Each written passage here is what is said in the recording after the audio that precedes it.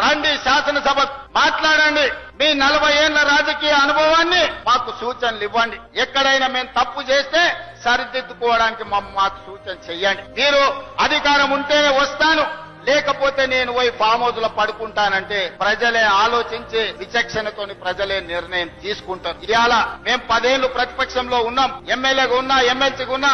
20 ఏళ్ల నుంచి నేను జడ్పీటీసీగా పనిచేసిన, ఎమ్మెల్సీగా పనిచేసిన, 2 సార్లు ఎమ్మెల్యేగా పనిచేసిన, ఓసారి ఎంపీగా పనిచేసిన. ఈ 20 ఏళ్లలో ఎన్నడూ నేను అధికారంలో లేను, కానీ ఏ ఒక్క రోజు కూడా సెలవు తీసుకోలేదు. ప్రతిపక్షంలో ప్రజల తరఫున ప్రశ్నించే గొంతుకలై ఉండాలి. ప్రతిపక్షాలు ప్రజా సమస్యల్ని లేవనెత్తే విధంగా మాట్లాడాలి. 20 ఏళ్లు ప్రతిపక్షంలో నిలబడి జడ్పీటీసీగా, ఎమ్మెల్సీగా, ఎమ్మెల్యేగా, ఎంపీగా, కాంగ్రెస్ పార్టీ అధ్యక్షుడిగా పని చేసిన కాబట్టి ప్రజలు నిండు మనసుతోని ఆశీర్వదించి 92 లక్షల మంది ఓట్లేసి తెలంగాణ రాష్ట్ర ముఖ్యమంత్రిగా ఈ రోజు బాధ్యత ఇచ్చిండ్రు. ఏ రోజు కూడా నేను ముఖ్యమంత్రిగా అహంభావం వ్యక్తం చేయలేదు.